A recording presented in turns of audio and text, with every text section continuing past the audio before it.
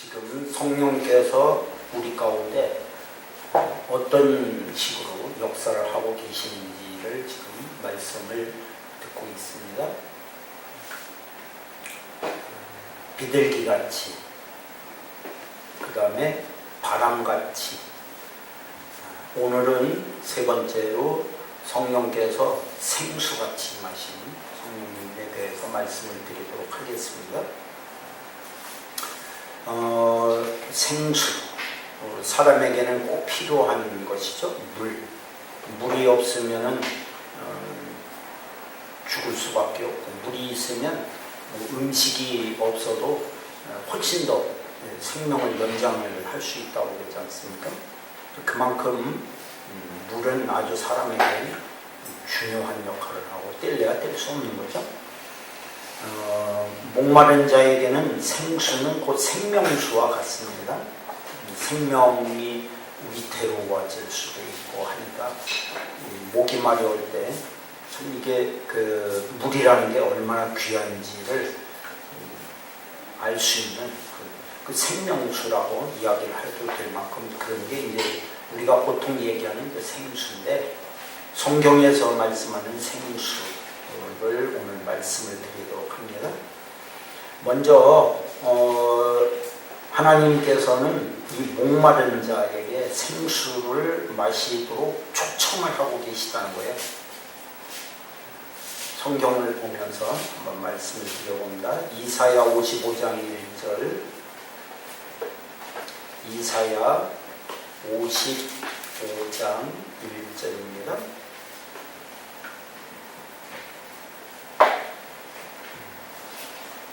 (1035쪽) 구약성경 이사야 55장 1절,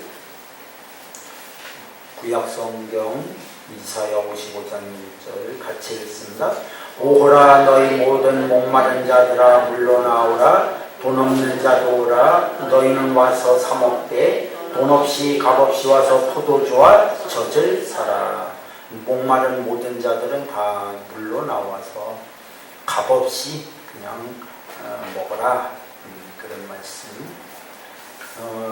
아마 마지막 때쯤에 돼도 그런 부분들이 있을 것 같아요. 요한계시록 22장 끝부분에도 그런 말씀이 있습니다. 17절, 요한계시록 22장 17절, 요한계시록 22장 17절 같이 읽습니다. 성령과 신부가 말씀하시기를 오라 하시는도다. 듣는 자도 오라 할 것이요 목마른 자도 올 것이요 또 원하는 자는 값없이 생명수를 받으라 하시더라. 이때도 목마른 자에게 하나님께서 초청을 하시는 거죠. 와서 마셔라. 있는 자리에서 마시는 건 아닙니다. 와서 마셔라. 초청이죠. 그러니까 초대하는 거. 물론 이제 여기에서 목마른 자라고 하는 이 목이 마르다는 건 뒷부분에서 조금 더 말씀을 드리겠습니다만, 육신의 목마름은 너무 당연한 거지만 우리는 하나님을 믿는 신앙 안에서 영적인 부분으로 목마른다는 것을 봐야 되니까, 그 당연히 심령이, 마음이 흡족하지 못하다는 거죠. 흡족하지 못하다. 그러면 벌써 좀 대충 생각이 나시죠? 내가 흡족하지 못한 것은 목이 마르다고 이렇게 보면 되는 겁니다. 물질이 부족하면 그것도 흡족하지 못한 거니까 그것도 목이 마른 것이고, 내가 뭔가를 이날 이때까지 추구하면서 살고 있는데 아직도 그것이 이루어지지 않고 있으면 그것도 목이 마른 거죠. 채워지질 않고 있습니다. 그런 거. 그 다음에 또 단기적으로도 내가 어떤 목표를 정했는데 이게 성공을 못하고 있다. 이렇게 하면 한 번 해보고 두 번 해보고 자꾸 이렇게 하다 보면 자신감이 없어지잖아요. 이런 것도 목이 마르는 그런 부분이고. 또 영적으로는 더 말할 것도 없습니다. 하나님을 만나서 하나님이 주시는 정말 오늘 말씀처럼 성령이 임재하셔서 우리에게 생수를 주시지 않으면 우리의 영혼은 계속 목마르게 갈급한 심령이 되는.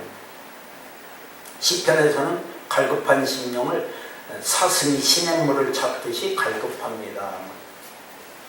근데 요즘 혹시 텔레비전 보면 가끔씩 나오죠. 특히 아프리카 지역 같은 데를 중심으로 해서 동물의 왕국인가 이런 거 나오는 거 보면 비가 참 잘 올 때는 물이 많이 있으니까 아무 걱정 없는데 서서히 비가 오지 않기 시작하면 점점 더 물이 줄어드는데 거기에는 악어도 있고 사자는 놀이고 있고 다 알고 있어. 지금 이제 나는 저기 가면 죽는 거를 알고 있는데도 견디지를 못하는 거야. 얼마나 목이 마려우면 죽어도 할 수 없는 거지. 일단 물을 먹어야 돼.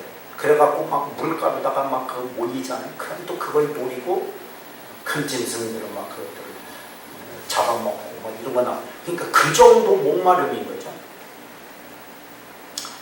자, 그러면 하나님은 초청만 하시느냐? 그렇지는 않아요. 이사야 44장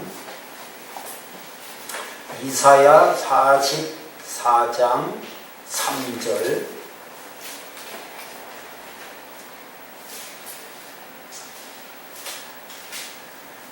1020쪽 이사야 44장 3절 같이 읽습니다. 나는 목마른 자에게 물을 주며 마른 땅에 시내가 흐르게 하며 나의 영을 내 자손에게 나의 복을 내 후손에게 부어주리니. 목마른 자에게 물을 주는, 마른 땅에 시내가 흐르게 하는, 그래서 내 영을 자손에게 너희들에게 부어주는 이런 하나님. 49장 10절에도 있습니다. 49장 10절 49장 10절 같이 읽습니다. 그들이 줄이거나 목마르지 아니할 것이며 더위와 볕이 그들을 상하지 아니하리니 이는 그들을 긍휼히 여기는 이가 그들을 이끌되 샘물 근원으로 인도할 것입니다. 샘물 근원으로 인도하시는 하나님. 그래서 줄이거나 목마르지 아니할 것이다. 더위와 볕이 그들을 상하지 못하게 될 것이다. 하나님께서 생명길로 인도하시면 그 생명길로 가면 우리의 영혼이 목마르지 않게 된다. 내가 다른 길에서 찾고 있기 때문에, 내가 다른 쪽에서 만족을 하려고 하기 때문에 목이 마른 거예요.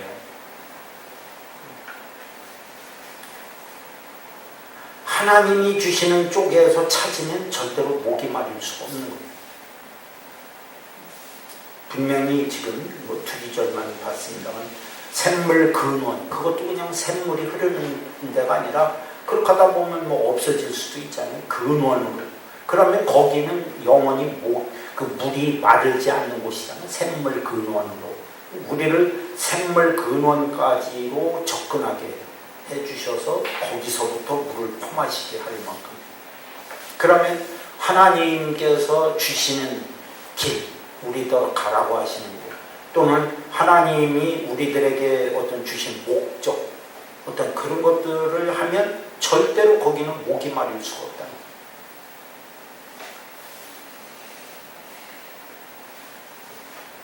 다른 데서 찾으니까 계속 목이 마르요. 한번 보겠습니다. 요한복음 4장 수가성 우물가의 여인 이야기입니다. 요한복음 4장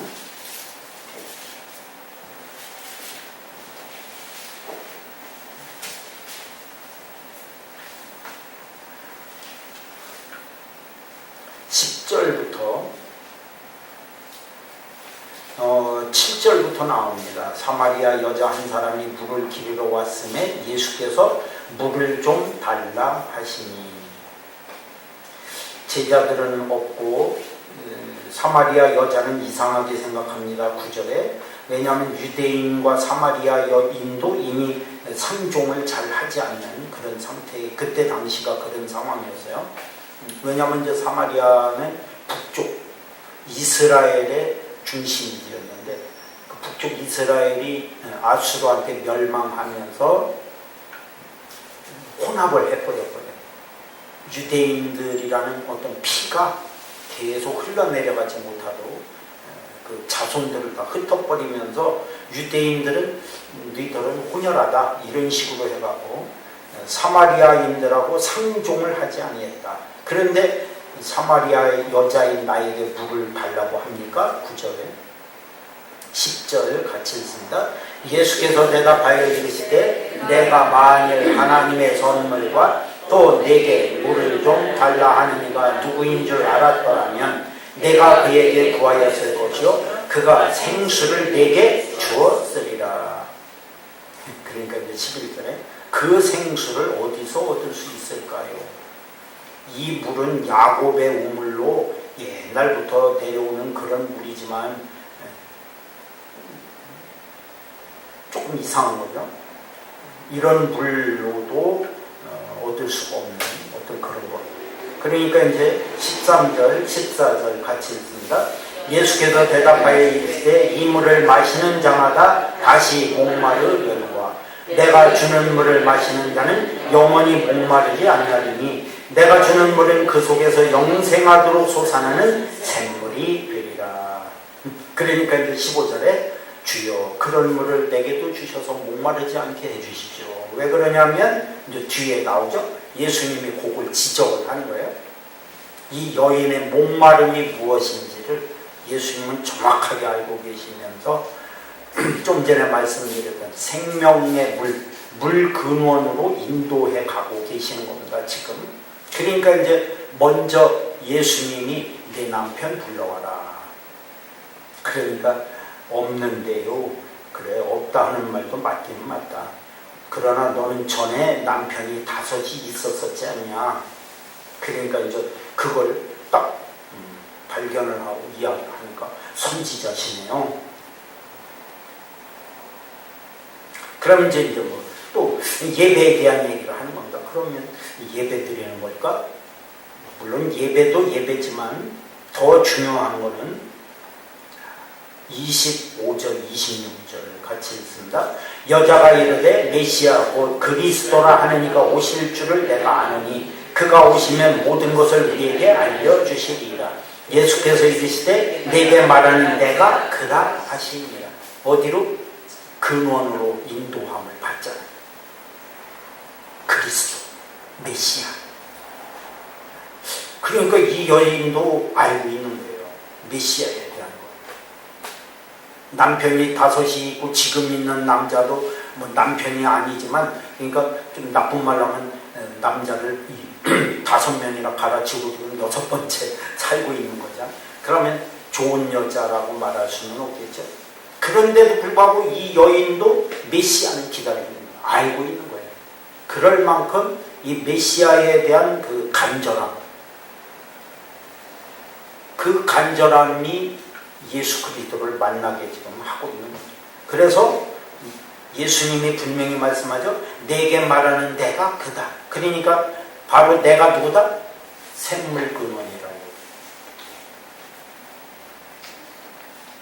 그래서 14절에 다시 14절 같이 읽습니다. 내가 주는 물을 마시는 자는 영원히 목마르지 아니하리니 내가 주는 물은 그 속에서 영생하도록 솟아나는 샘물이 되리라. 영원한 샘물. 근원이 되시는 그리스도를 영접하면, 그 예수 그리스도를 믿으면 그 예수 그리스도가 영원한 샘물 근원이 되고 계십니다. 샘물 근원을 찾아서 하나님이 인도하시는 대로 가면 목마를 수가 없는 거예요. 근데 이 여인은 다른 데서 자꾸 찾았었죠. 하나님께로 가지 않고 남편을 계속 갈아치우면서 자기의 어떤 목마름을 해결해 보려고 하는, 이렇게 사람의 생각으로 자기가 어떤 방법을 찾아서 자기의 목마름을 해결하려고 하면 그건 해결이 안 됩니다. 우리도 마찬가지. 하나님의 뜻에 의해서 하나님의 길로 가면 샘물 근원에 도달할 수 있지만 우리도 여전히 지금 뭔가를 자꾸 내가 내 마음의 목마름을 해결하기 위해서 뭔가를 자꾸 찾고 헤매면 여기 나오는 사마리아 여인처럼 뭐 5을 갈아치운들 그게 고쳐질 수 있을까? 목마름이 해결될 수 있을까? 아니라는 거죠. 될 수 없는 거예요. 그래서 예수님은 자신이 생명수라고까지 아예 이렇게 말씀합니다. 한 기절 더 보면 6장, 요한복음 6장 35절, 요한복음 6장 35절, 요한복음 6장 35절 같이 읽습니다.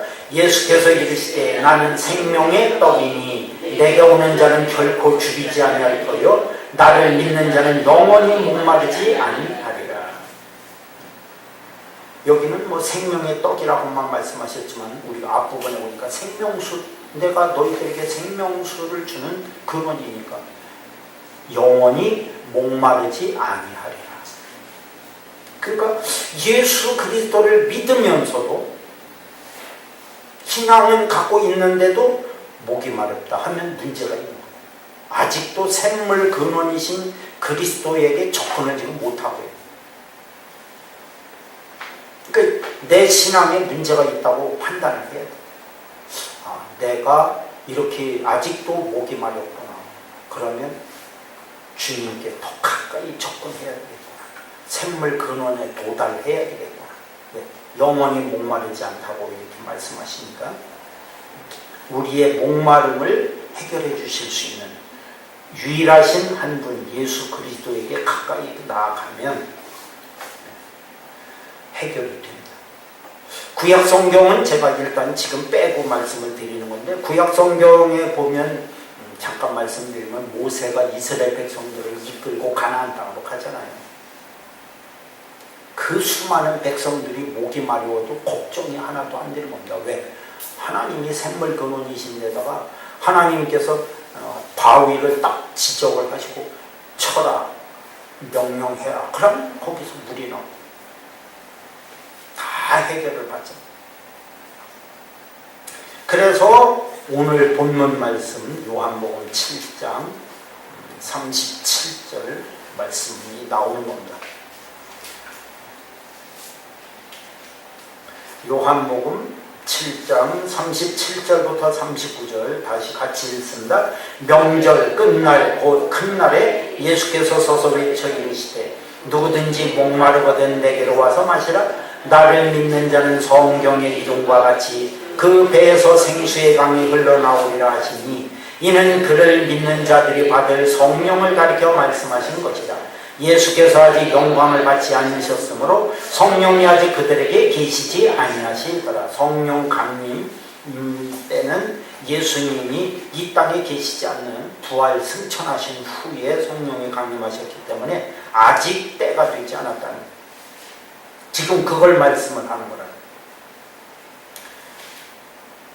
그러니까 성경은 한마디로 얘기해서 아버지 하나님도 샘물 근원이시고 그를 인도하시는 분이시고 예수 그리스도도 생수의 근원이 되시고 내게로 오면 목마르지 않으라고 이렇게 말씀하시고, 또한 누가? 성령께서 그 생수를 우리들에게 부어주셔서 그 신앙 경험을 통해서 알게 하시는 것 또한 성령께서 하시는 일이에요.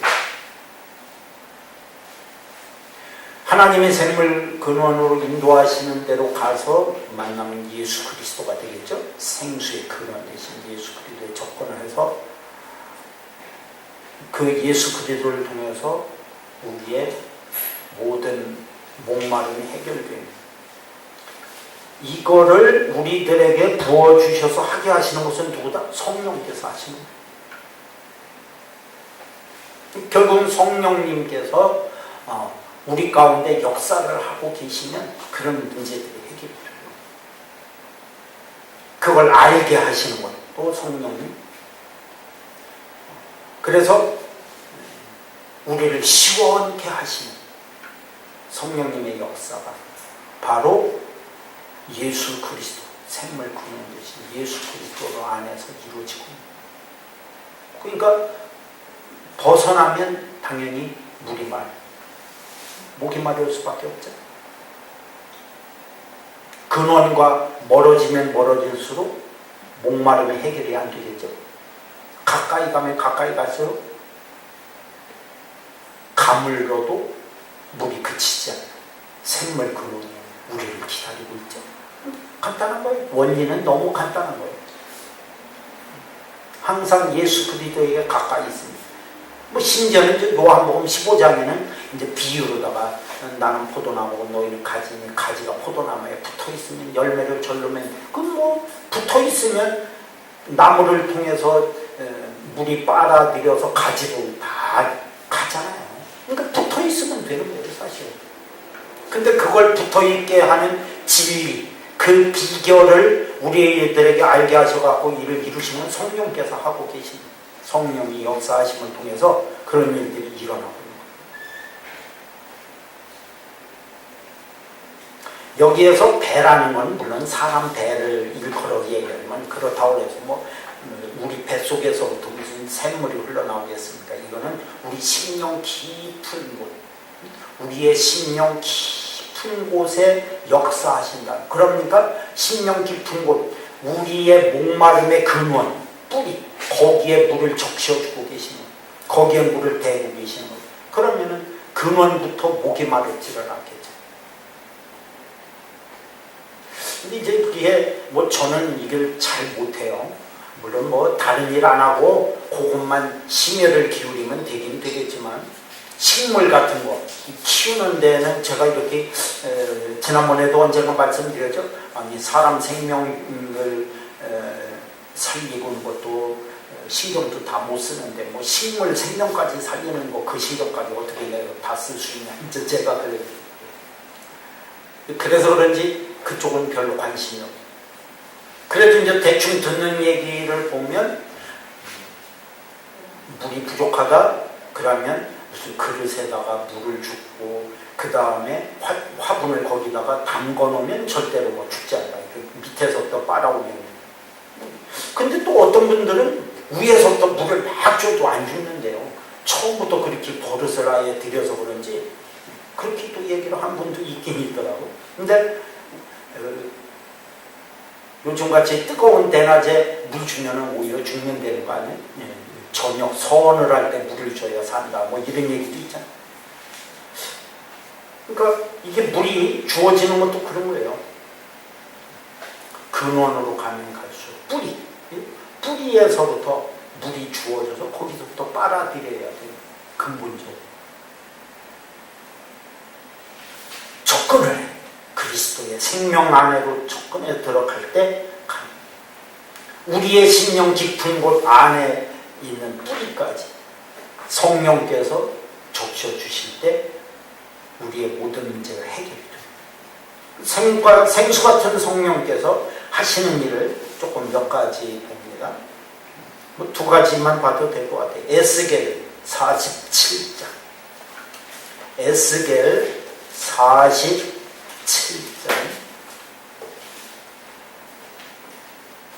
거기 1절부터 12절까지입니다. 이 성경 내용은 1227쪽, 1227쪽, 에스겔 47장 1절부터 12절까지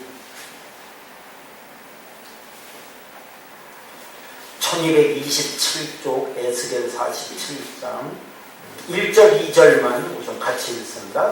그가 나를 데리고 성전문에 이르시니 성전의 앞면이 동쪽을 향하였는데 그 문지방 밑에서 불이 나와 동쪽으로 흐르다가 성전 오른쪽 제단 남쪽으로 흘러내리더라. 그가 또 나를 데리고 북문으로 나가서 바깥길로 꺾여 동쪽을 향한 바깥문에 이르시기로 본즉 물이 그 오른쪽에서 스며나오더라. 물이 스며 나오는 물은 아주 작은 거잖아요. 그죠? 살살 뭐 대충 아시죠? 스며 나오는 물. 그거 뭐 쫄쫄쫄쫄도 아니죠. 그러니까 진짜 스며 나온다는 거는 그냥 물이 어떻게 이렇게 조금 비치고 있는 수준 정도밖에 사실 안 되는 거잖아요. 그게 성전에서부터 지금 흘러나오고 있는 1절에는 문지방 밑에서부터 나오고 있다고. 그 문지방의 오른쪽, 여기 2절에 보면 물이 그 오른쪽에서 스며 나오고 있습니다.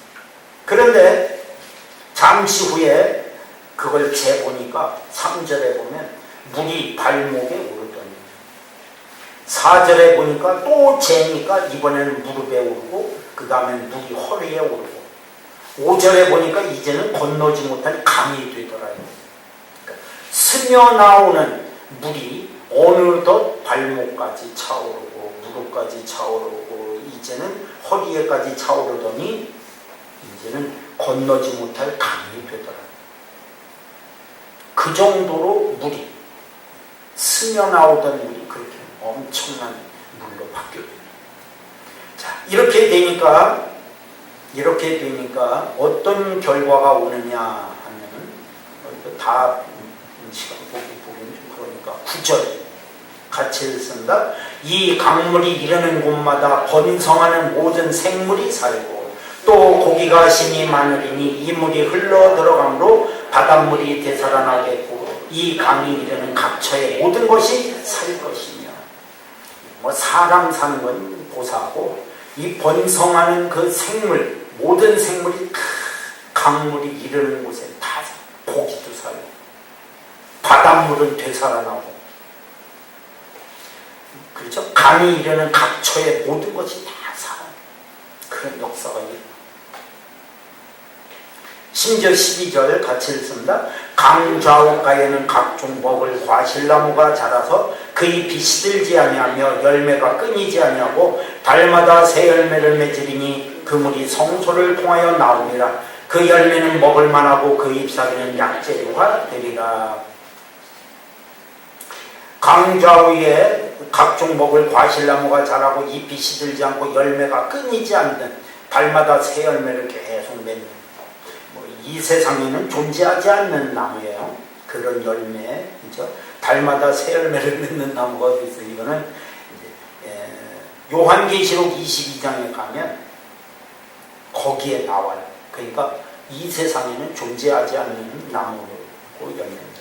그러니까 이거는 영적으로 우리가 이것을 보면 이 중요한 것은 물이 어디서부터 성소를 통하여 나오기 때문에 영원히 목마르지 않는, 영원히 기갈이 걸리지 않는.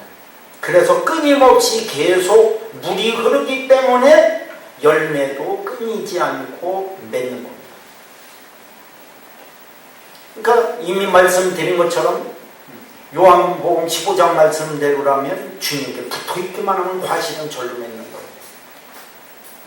예수님이 생수의 근원이시기 때문에 거기서부터 물이 빨아들여서 올라와서 우리들에게 다 가지에 다 퍼져나갑니다.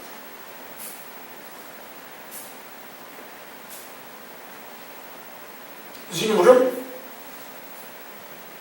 사람 살리고 자연 만물도 살리고 모든 것을 다 생명이 살아나가는 역사가 막 일어나는 그런 놀라운 일이 지금 벌어지고 있죠. 좀 전에 말씀드린 이게 이제 요한계시록에 결정적으로 나옵니다. 요한계시록 22장. 이때는 이미 이제 새 하늘과 새 땅이 창조되는 그때, 오늘 우리들이 이제 나중에 주님과 함께 천국에 가면 살 곳이 잠깐 이렇게 이제 조금 설명이 돼서 나오는데 22장, 요한계시록 22장 1절, 2절.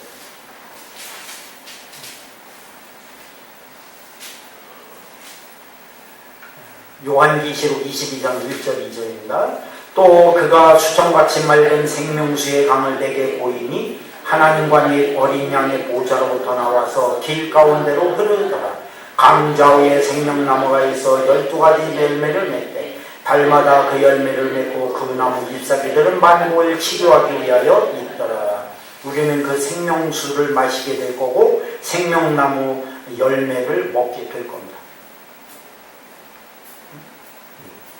생명나무 열매까지 먹게 되겠죠. 그 다음에 잎사귀들은 모든 것을 치료하는 문제에 쓰이게 될 것입니다. 그렇게 우리가 이제 앞으로 가야 될 천국의 모습을 이렇게 설명. 근데 이것이 천국에서만 이루어진다고요? 아니, 지금 현재 우리가 살고 있는 데에서도 맛을 볼 수 있는, 느낄 수 있는. 성령께서 생수같이 임하시면 우리는 어떻게 될까? 한마디로 이미 말씀을 다 드렸습니다만 우리의 목마름이 해결될 것이다. 육적인 것, 우리의 심령 안에 있는 것, 영적인 것들. 왜? 뿌리로부터 적셔지기 때문에 거기서부터 성령의 생명의 역사가 일어나니까 해결될 수밖에 없죠. 그러니까 말씀님이 드렸어요. 해결이 안 되면 주님과 그 생명의 근원 되신 샘물 근원부터 멀어져 있으면 당연히 물이 흘러가다가 어느 순간부터는 물이 적어지잖아요. 그러다가 마르기도 하고 막 그러잖아요. 샘물 근원으로 가면 갈수록 물은 절대로 없어지질 않잖아요. 그런 식으로 이해를 하시면 됩니다. 영적인 것이 꼭. 그러니까 주님과 멀어지면 멀어질수록 점점 더 샘물 근원에서 멀어지니까 그 물이 흘러가다가 마르는 것과 똑같은 이치라는 게. 주님하고 멀어져 있느냐? 가까이. 성령께서 생수같이 임하시면 이제는 나를 통해서 또한 이 생명수가 흘러나. 나를 통해서. 왜? 우리도 성소잖아. 성소. 에스겔 말씀처럼 성소에서부터 물이 흘러나왔는데 우리가 왜 성소죠? 성전이잖아요. 성전. 우리가. 고린도전서 3장 16절. 하나님의 집. 성령의 전. 이렇게 말씀하잖아요. 고린도전서 3장 16절에. 그러면 우리 심령이 곧 성전이에요. 그러면 우리 심령 안에서부터 예수 그리스도가 믿음으로 함께 우리 안에 계시면 하나님의 성령이 우리 안에 거하시니까 결국은 어떻게 돼요? 우리 또한 샘물 근원이 될 수 있는 거예요. 주님과 붙어있는 한 그 주님이 근본적인 생명의 근원이시니까 거기에 있는 우리 또한 샘물 근원이 될 수 있는. 그러면 우리로부터 또한 우리가 성전이니까 하나님이 계시기만 하면 성전이니까 하나님이 계시고 있는 동안에 우리로부터 또한 이 생수가 또 흘러나가게 돼요. 우리가 살고 그러니까 내가 살고 내 주변이 생수로 적셔지면서 모든 생명이 살고 예수 그리스도를 온전하게 제대로 믿는 사람이 있는 곳엔 자연도 살아납니다. 뭐 환경이 어쩌고저쩌고 하면서 뭐 환경이 뭐 여러 가지 많이 하는데 사실은 다 욕심에 의해서 지금 파괴되고 있는 거잖아요. 그게 아니고 예수 그리스도를 믿는 하나님의 자녀들이 있는 곳에는 생수가 흘러나오고 살자. 모든 것들이 지금 살고 나한테서 나가는 거는 에스겔 말씀대로 하면 뭐와 같이 될까요? 스며 나가는 것 같이 스며 나가는 것처럼 아주 미약하게 보여도 그거 신경 쓰지 않으면 그것만 듣고 너무너무 감사해야 돼. 그게 흘러나가다 보면 강물이 될 수도 있는 거예요. 우리는 성령님의 역사가 우리 안에서 어떻게 이루어지는지 우리는 다 알 수도 없고 그죠? 영적인 원리를 어떻게 다 깨달을 수도 없지만 이런 것들을 느끼고 성령께서 우리 안에 역사를 하고 계실 때 말씀드린 것처럼 이제 5가지 중에 오늘은 생수같이 임하신다는 말씀인데 생수같이 임하실 때 우리가 내 영혼이 살고 그것이 또 근원이 돼서 내 주변을 살고 환경까지 살고